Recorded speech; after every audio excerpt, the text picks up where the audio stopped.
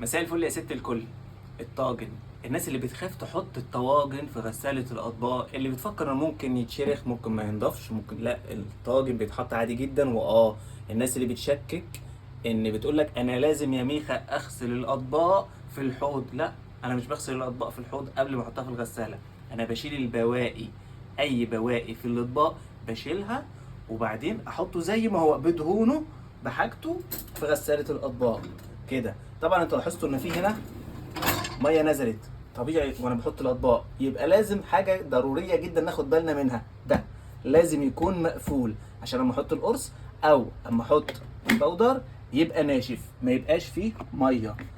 تمام كده، وانت شغاله لازم يكون مقفول. اهو يا جماعه الاطباق يا دوبك اتمسح بالمناديل ويتحط بدهونه، ما نغسلش الاطباق يا جماعه كده بدهون. ونفس الكلام طبعا دي انا هحطها فوق ليه بقى؟ علشان خاطر مع ضغط الميه والرشاشات ما يطرش لفوق ويتقلب كده فوق، مش هيتقلب، هيفضل زي ما هو.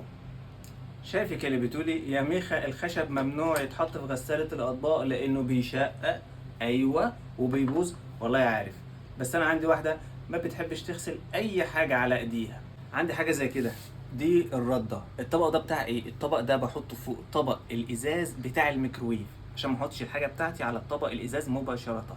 فده مكان العيش الردة، بقوم بكل بساطة منزلها، طبعا بمنديل، محدش يعمل بإيديه كده، ونحط الطبق في الغسالة. والغسالة هي مسؤوليتها تنظف الدهون، تنظف كل حاجة، مش هشيل الدهون أنا بإيديا. أصلا أنا ما عنديش مواعين كتير، فتمام كده نحط المسحوق، معلقة شاي ممسوحة. يا جماعة بالمناسبة، أنا بستخدم في بيتي اللوديفيك.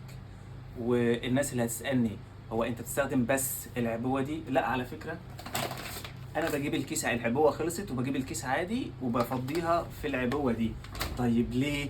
لان التلات ازايز من دول اغلى 200 جنيه او اكتر من التلات اكياس، بس انا بفضيه هنا لان الكيس مش بيتقفل كويس.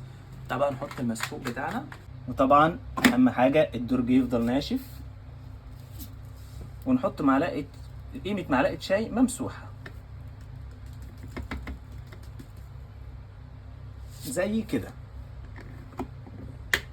نشوف بقى الدهون دي هتنضف زي ما هي بدهونها بحاجتها، ولا هتطلع فيها بواقي. خلينا نشوف. انا هشتغل على برنامج ال50. ايوه هو ده.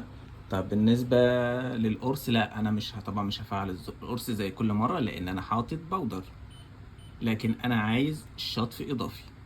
نعمل علامه صح وندي تشغيل. سمعني الصوت؟ ايوه،